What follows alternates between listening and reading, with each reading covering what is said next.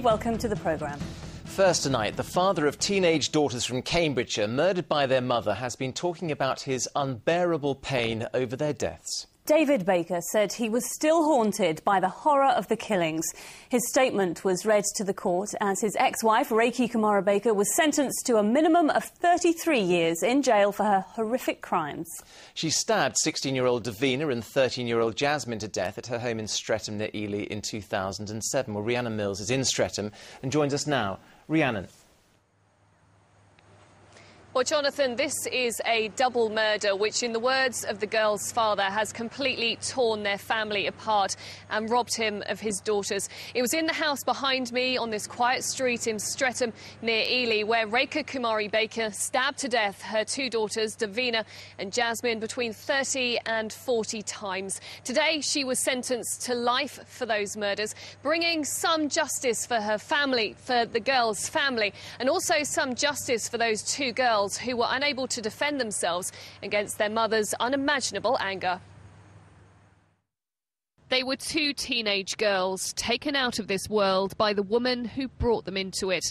Their mother, Reiki Kumara Baker, showed no signs of remorse. Soon after stabbing Davina and Jasmine in their beds, she made this calm phone call to a friend, Call me back.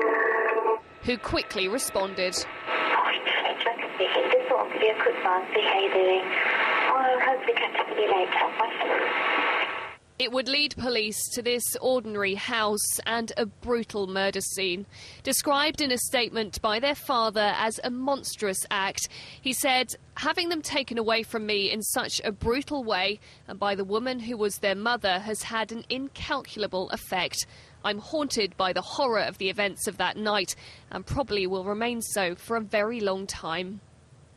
Today there was some relief for him and those left behind, a life sentence for his ex-wife. Looking straight at the judge, Kumara Baker showed little emotion. He said to her, "You knew quite well what you were doing. You were not mentally ill. The crimes were murder, full stop. Davina and Jasmine were cruelly cut down in the prime of their lives." Mr Justice Bean continued that she'd been found guilty on the basis of clear and compelling evidence. Most people will find it inexplicable that a mother could kill her own children, and you have given no explanation for it. It's one that permeates the professional barriers of everyone involved. And, of course, I think it's extremely important to say that all our sympathies lie with the Baker family and the friends and families of the girls, two innocent, promising girls. And a lot of people have been affected by that, so the deepest sympathies to them, and the hope that the sentencing will provide some sort of closure.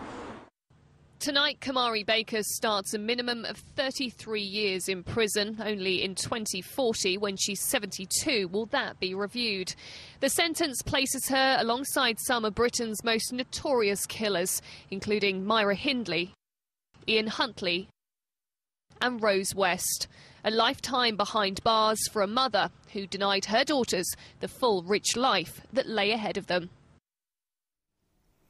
Rhiannon, did the judge believe that there was anything that could have been done to stop her?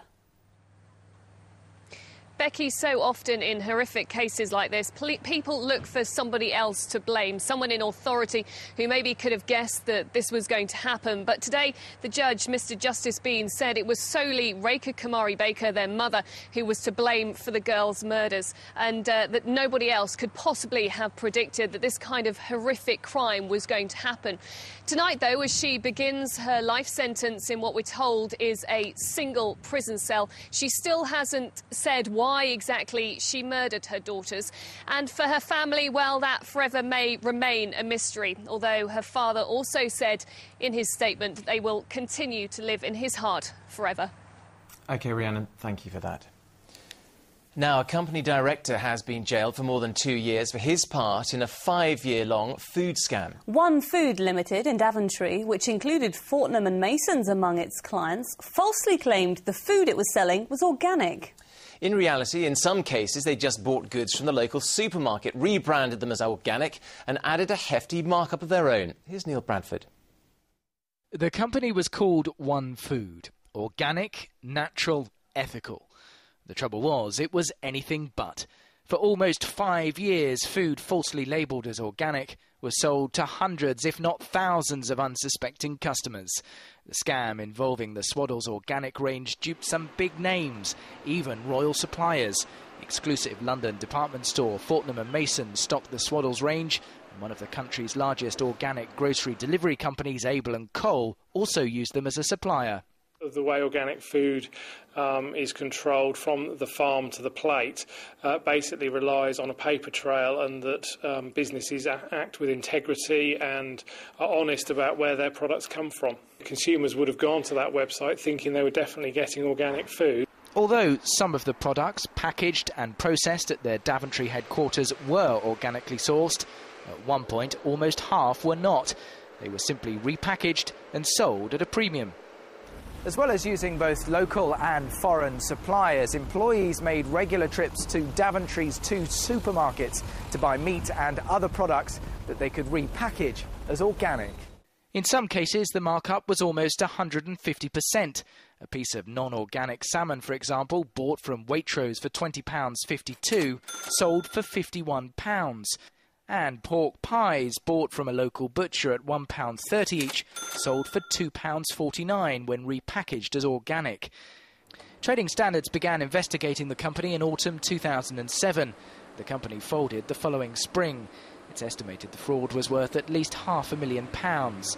Today, 3 senior managers all received custodial sentences after pleading guilty to fraud. I think the result today sends a clear message that fraud of this type will not be tolerated, and that when people get caught who are committing it, the courts will deal with them in an appropriate and severe manner. Company director Neil Stansfield was given a 27-month prison sentence. His wife Kate, the company secretary, was jailed for 50 weeks, suspended for 2 years. As she left court this afternoon, she had no comment. Are you sorry you lied?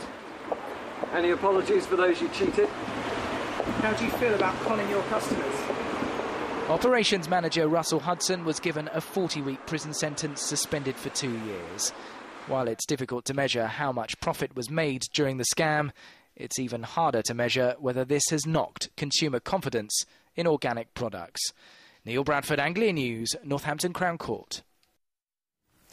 Next, the brutal mugging that left an elderly children's author with a broken arm after she tried to fight off the attack. 81-year-old Jean Adamson, who's best known for her Topsy and Tim children's books, was walking home from the post office in Stretham in Cambridgeshire when the crime took place. Here's Emma Baker. I was just thought, this can't be happening to me. And I can't let go of this. But I didn't stand a chance, really. She's been drawing children's books for 50 years. But Jean Adamson's latest story needs no illustration. Describing the moment she was mugged in broad daylight, just metres from her home in Stretham on Sunday, leaving her with a badly broken arm. The attack happened shortly before midday. Jean was on her way home from the village store when the bag was grabbed from behind. She was pulled to the ground and dragged along for a short distance before the mugger finally yanked the bag free from her grip. It's thought that final force was what broke her arm.